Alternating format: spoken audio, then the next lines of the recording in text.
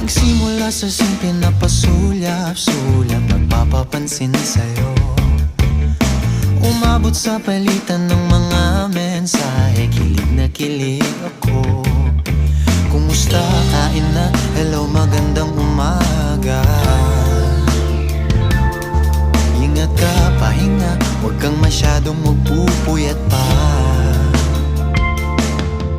Naramdaman ng puso na dahan